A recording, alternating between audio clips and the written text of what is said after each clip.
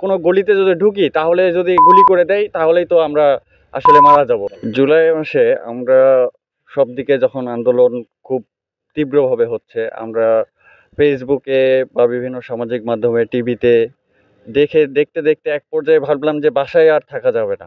মানে নিজের বিবেকের সাথে এটা ইয়া হয়ে যাচ্ছে যে বাসায় আর থাকা যাবে না, রাস্তায় নামতে হবে। কারণ আমার হাজার হাজার শিক্ষার্থী গুলি খাচ্ছে, মারা যাচ্ছে। তো আমরা সবাই চিন্তা করলাম যে আমরা বের হব, সিদ্ধান্ত নিলাম। তো আমার বাসা কালাই উপজেলাতে। তো আমরা যদি উপজেলা ওয়াইজ বের হই তখন দেখা যাচ্ছে সব জায়গাতে একটু একটু করে আমরা আন্দোলনটা সফল করতে পারবো না। তখন আমরা চিন্তা করলাম যে সবাই মিলে এক জায়গায় হব। পরে আমরা জয়পুরহাটে গেলাম।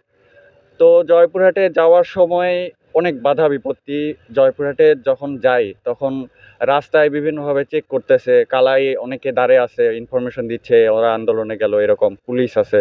তারপরেও আমরা বিভিন্নভাবে ছোট গলি ব্যবহার করে বিভিন্ন রাস্তা দিয়ে আমরা যাই। যাওয়ার পরে আন্দোলন শুরু হলো। আমরা পাথর মোড়ে আন্দোলন করতেছি, এমন তো অবস্থায় শুনলাম, মানে কানে খবর আসলো যে কালাইয়ের কেউ মারা গেছে। আমরা শুনে তো সাথে সাথে খুব মানে ভয়ে একদম কে মারা গেল। অনেক ছোট ভাই ছিল সাথে, প্রায় 150 থেকে 200 জন আমরা গেছি ওখানে।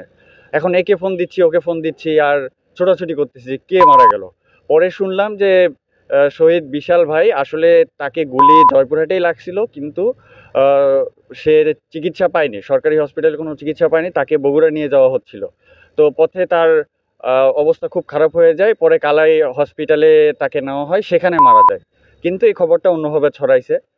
তারপরে আমরা আন্দোলন করার সময় আসলে পুলিশ প্রচুর রাবার বুলেট মারতেছিল, আমারও পায়ে লাগলো।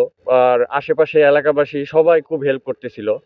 সবাই কেউ পানি নিয়ে দাঁড়িয়ে আছে, কেউ পেস্ট দিচ্ছে, নতুন দোকান থেকে খুলে স্যালাইন বের করে করে দিচ্ছে, নতুন নতুন পেস্ট আমাদের দিচ্ছে যাতে মুখে দিয়ে টিয়ারশেল থেকে বাঁচতে পারি। তো এরকম প্রায় 3টা থেকে 4টা বেজে গেল। সেই সময় আমাদের সেনাবাহিনী বলল যে তোমরা এখন বাসায় চলে যাও, আর কেউ গুলি করবে না।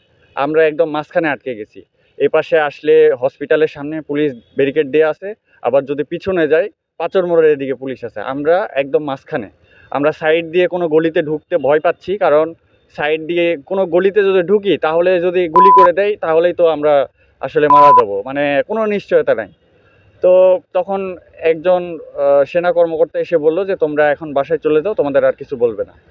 তখন আমরা এক সাইড দিয়ে আসতেছিলাম।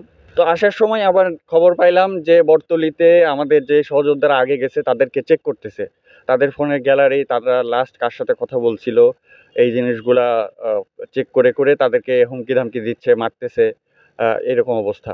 পরে আমরা তো ভাবলাম যে মেন রোড দিয়ে যাওয়া যাবে না, আমরা আবার ওই জমির আল দিয়ে যাওয়া শুরু করলাম। জয়পুরহাট থেকে আসতে আমার মনে আছে সেদিন আমার 20 মিনিটের রাস্তা 3 ঘন্টা প্রায় লেগেছিল, তাও আমরা পৌঁছাতে পারিনি। এরকম অবস্থা, হেঁটে হেঁটেই বলতে গেলে এক পর্যায়ে আমরা আসছি।